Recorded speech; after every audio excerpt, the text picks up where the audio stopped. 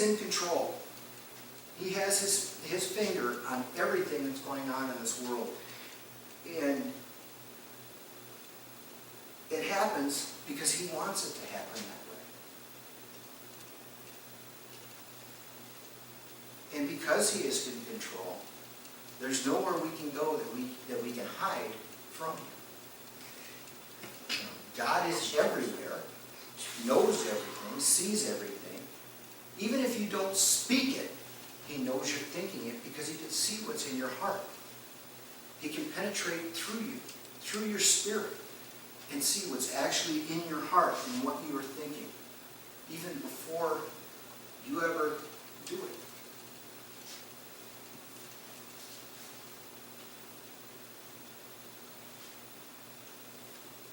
So judgment, the first choice in judgment.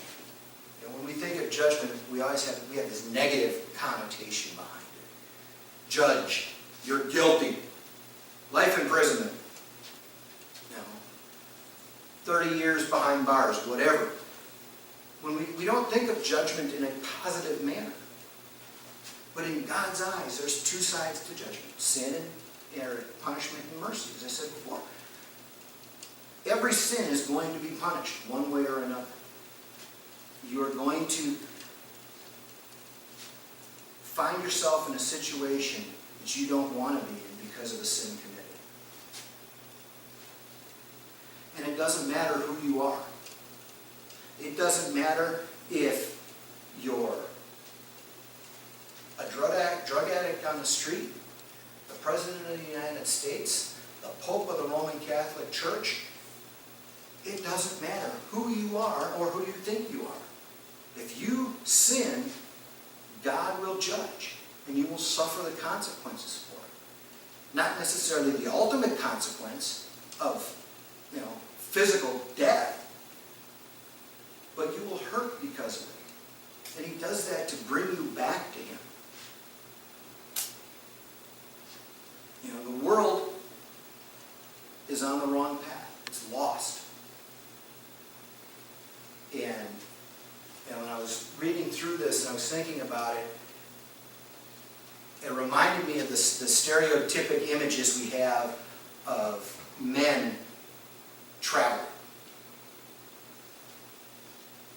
You're lost, honey? No, I'm not. I know right where we're at. We're on Highway 94. Honey, you're lost? No, I'm not. I know right where we're at. We're on Highway 94. Forgetting the fact that you're supposed to be on Highway 49 and not 94. And refusing to pick up that, to stop and ask for directions. We have this image from on TV especially, of fathers and husbands not wanting to stop and ask for directions because I'm the man. I know what I'm doing. And you know what? We don't always know what we're doing. And the world is in that situation right now. In fact, it's even worse than that because the world is sitting right next to its bride that has the map in her hand and is reading from it and says, you're lost. You need to be here. You're here. And he's ignoring it. The world is ignoring the map. The question, Jeremiah asked this in chapter 8 of his book. Why? Why are you ignoring God? Why are you ignoring the law? Why are you ignoring, for us today, why are you ignoring the good news of Jesus Christ? Why are you ignoring God? Why not back up and start over? Go back to where you fell off the horse. Go back to where you made the wrong turn. And turn the other direction so that you're going in the right way. It's so simple. All you got to do is back up. Reverse your course. All stations, full stop, reverse engines. But the world keeps wanting to work on the age-old definition of insanity. It keeps trying to do the same things over and over again and get a different result. But it's not happening. And it doesn't know why.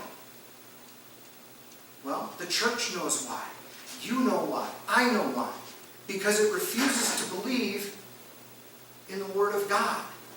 It doesn't want to accept something that it can't touch, that it can't feel.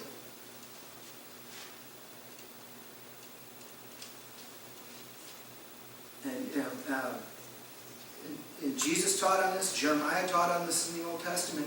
Even the animals know when to change direction. We're in a season now where we're going to start seeing the geese fly overhead and fly south for the winter.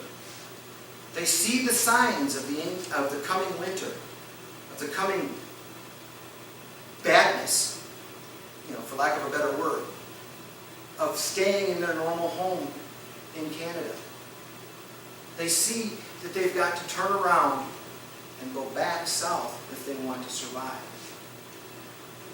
They have to make a change. They have to change their environment if they want to survive till next season.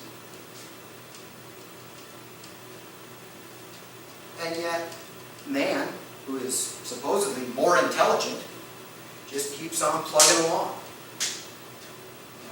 Quote one of my favorite movies, not White Horse Harry, never retreat, advance, advance. He's not careful, he's going to advance himself right into bankruptcy. And for humanity, that bankruptcy is death. Not just physical death, but spiritual death. A death that ends in hell.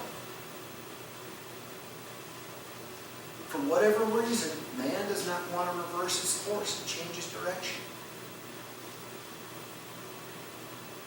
I think it comes down to the 5-letter word with I in the middle. Pride. I don't want to say, I can't admit that I've done something wrong, so I'm not going to. You can't make me, I'm not going to. I'm going to stay right here, and I'm going to do it my way.